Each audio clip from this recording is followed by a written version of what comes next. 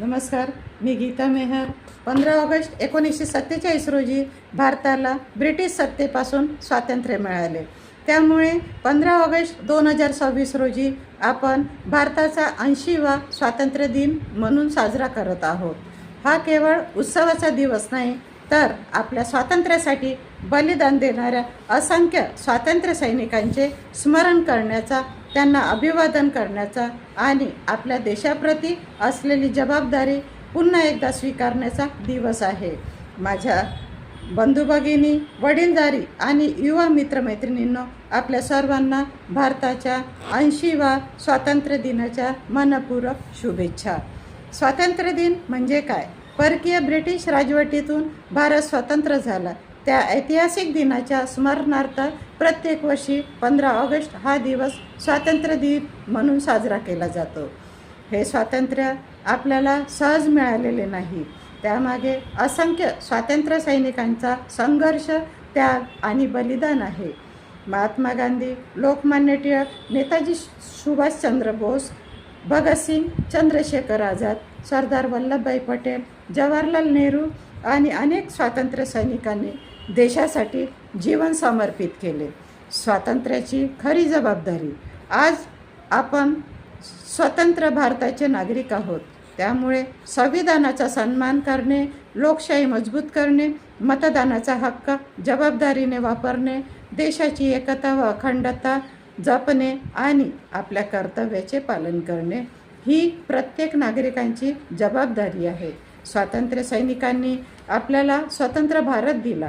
आता आपला भारत अधिक सक्षम, सुशिक्षित, समृद्ध आणि न्याय बनवणे ही आपली जबाबदारी आहे. माझ्या माता भगिनींनो, भारताच्या प्रगतीमध्ये महिलांची भूमिका अत्यंत महत्त्वाची आहे. आज महिला शिक्षण, प्रशासन, विज्ञान, उद्योग, राजकारण, सामाजिक कार्य आणि प्रत्येक क्षेत्रात पुढे येत आहेत. महिलांना समान संधी, सुरक्षितता आणि सन्मान मिळणे हा केवळ महिलांचा विषय नाही, तर तो संपूर्ण समाजाच्या प्रगतीचा विषय आहे.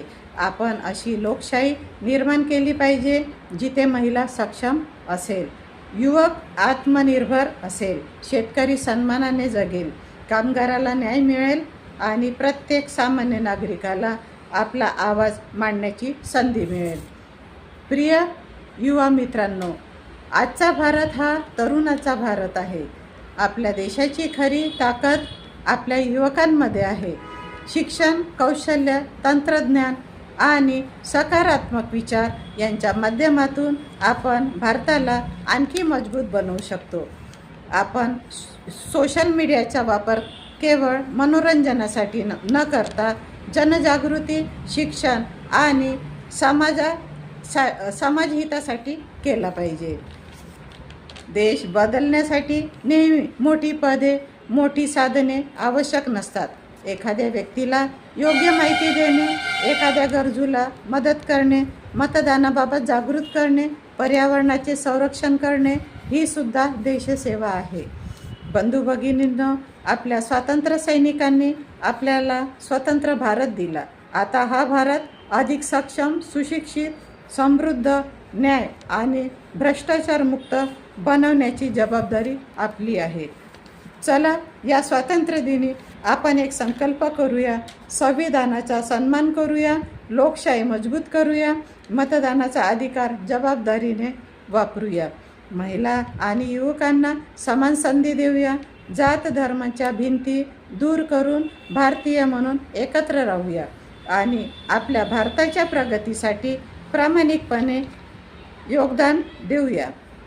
ज्यांनी देशासाठी आपल्या प्राणाची आहुती दिली, या सर्व ज्ञात अज्ञात स्वातंत्र्य सैनिकांना माझे कोटी कोटी नमन. आपला तिरंगा सदैव अभिमानाने फडकत राहो. भारताची एकता आणि अखंडता सदैव अबाधित राहो. आपली लोकशाही अधिकाधिक मजबूत हो. जय जवान, जय किसान, जय संविधान, जय लोकशाही, जय हिंद, जय भारत. वंदे मातरम. भारत माता की जय.